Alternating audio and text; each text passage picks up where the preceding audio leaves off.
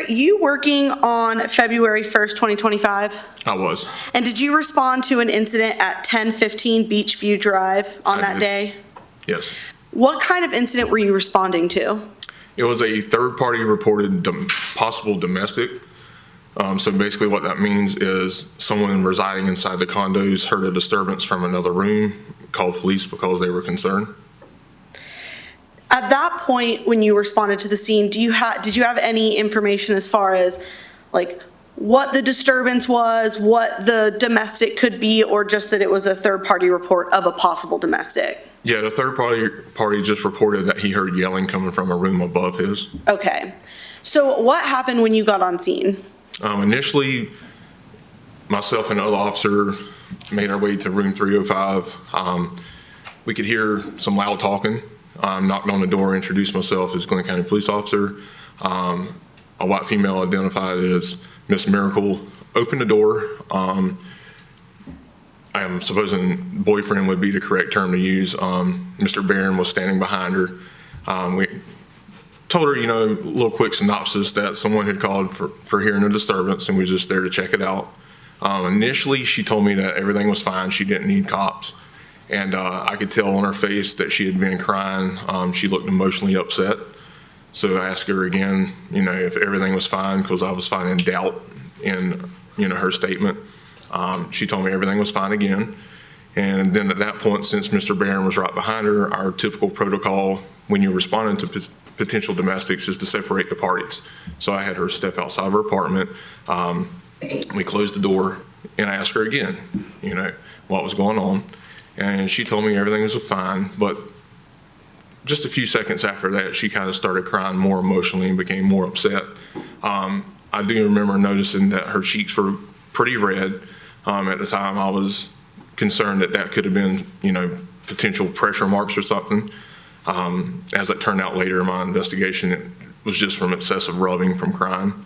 But back to that main topic, she stated several times that everything was okay, but then obviously things wasn't okay. So I told her, obviously things are not okay. You're upset, you're emotional, you're crying. I can see that you've been crying for a few moments just from your demeanor. And she opened up and grabbed my hand and put it to the back of her head. Instantly upon touching her head, she had a large contusion on the pretty much center of the back of her head. And I don't mean to interrupt. So while you're having this conversation with her, you said that there was another officer with you? Yes. Where was he? He was standing to the right of me on the outside of the door at that moment. And at any point, do you and the other officer separate? Yes. Just as soon as the contusion was located on her, a few seconds later, he went ahead and stepped inside to start talking to Mr. Barron, typical protocol. So he's inside talking to Mr. Barron, and you're outside talking to Ms. Mericle. Correct. So you notice a bump on her head. Did she indicate how she got that bump? Yeah, she told me that she had slipped and fell. And did she say how she fell? Again, she was very emotional. So it took several times of me asking her, how'd you get the bump? I asked her, was she hit, if Mr. Barron had hit her, if anything had hit her in the head, because it was a huge, huge bump, probably the size of a softball. It filled up the palm of my hand. Nothing that was just you bump your head on something lightly. And eventually she told me that she was standing on the inside of the door, preventing Mr. Barron from coming in. The time that she went to walk away from the door, he shoved the door. She was holding her purse and a to-go bag from a restaurant that they had just left from, and she slipped on the tile floor, fell backwards, and struck her head on the floor, which is why she ended up getting that. I apologize. That is an alarm. May I take a second to make sure that doesn't happen again? Yes, please. Because it is on silent except for an alarm.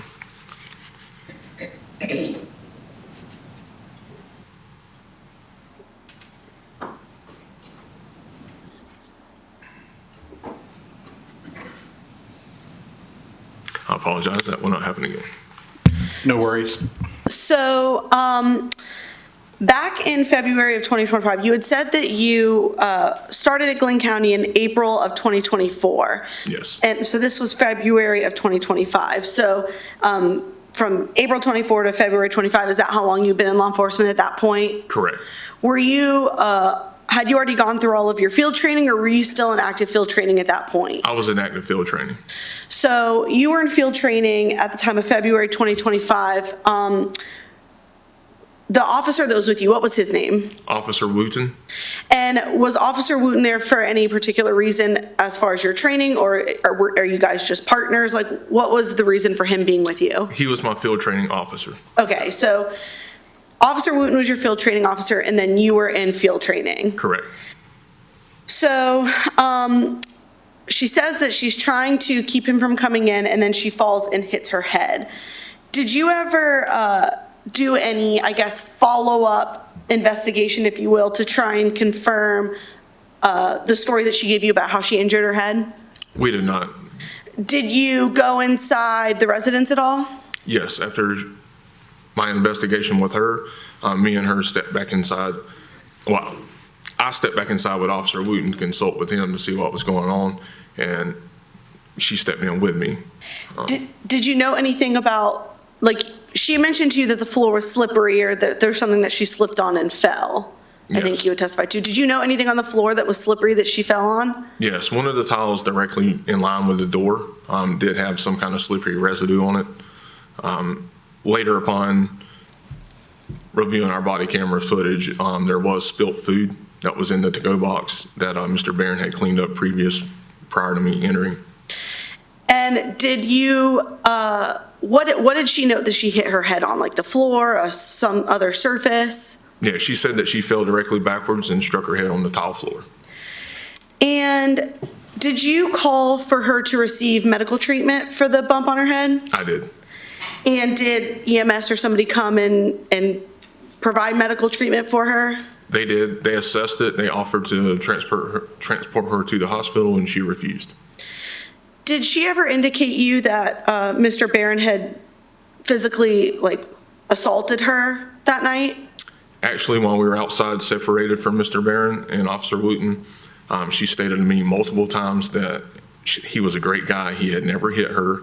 Then she brought up a prior ex-boyfriend. And so moving on from that, so while you were speaking with Ms. Mericle, I think you had stated that Officer Wooten was speaking with Mr. Barron. Correct.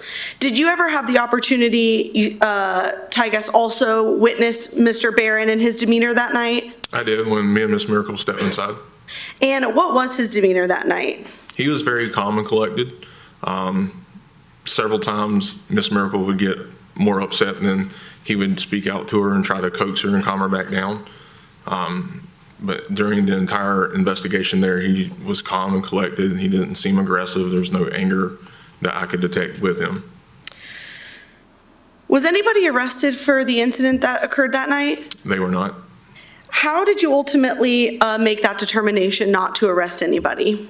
Based on Miss Miracle's statement to me separated from Mr. Barron, and Mr. Barron's statement to Officer Wooten separated from Miss Miracle, when me and Officer Wooten consulted, basically they give both of us almost mirror stories of the incident.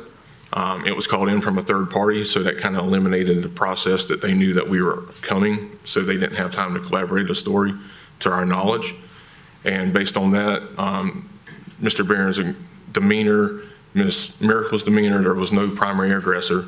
And at that point, we just had to go off the facts and circumstances and their statements. Their statements were, it was a simple accident. He pushed the door. She didn't move in time. She slipped and fell, hit her head. How many domestic violence incidents would you say that you've responded to as a patrol officer? Since then or during that time? Let's say since then. Since you started in law enforcement to now, about how many domestic violence incidents would you say you've responded to? Probably 50 or more. Of those times that you've responded to domestic violence incident, has there ever been a time where the alleged victim of that incident basically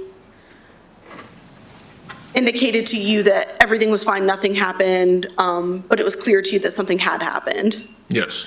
Is that something that you've seen before, where someone might be clearly physically injured but insists that they're fine and nothing ever happened to them? Well, each domestic has its own set of circumstances, but yes, it's definitely something that happens a lot. Not, again, each one of them is different, so it's hard to compare one to the next, but it is a fact of circumstances that does happen.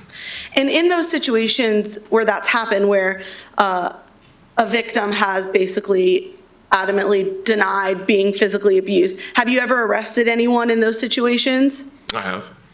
And even though the victim said nothing happened and I'm fine, you still ended up determining that there needed to be arrest in those situations? Correct. What was different about those situations versus the situation you responded to with Ms. Mericle and Mr. Barron on the night of February 1st? The circumstances that deviated from Ms. Mericle and Mr. Barron was normally when you separate the parties and you question each other and then you come back and you restage your questions, you can usually see their demeanor has changed. Most of the time when they're coming up with an elaborate story, there's little tales that you catch, so you ask them one way and then you come back and you ask them another way. And somewhere in that story, if it's not 100% honest, usually you can detect where they're being dishonest. Sometimes when you're talking to them, the primary aggressor will get reamped up again and show you signs that they're the ones that actually couldn't let things go. With Mr. Barron and Ms. Mericle, that's not the case. Again, outside when Ms. Barron separated from Mr. Barron, Ms. Mericle separated from Mr. Barron, or he could not hear anything she was saying, she continued to tell me that he was a great guy, he never hit her, that she didn't want him to leave from the apartment when I asked if she wanted him to go, anything like that. And again, Mr. Barron didn't show any signs of aggression when I spoke with him, and Officer Wooten, when we consulted, didn't see any while he was talking to him separated. And have you ever responded to an incident that was a domestic where a female was arrested? Yes.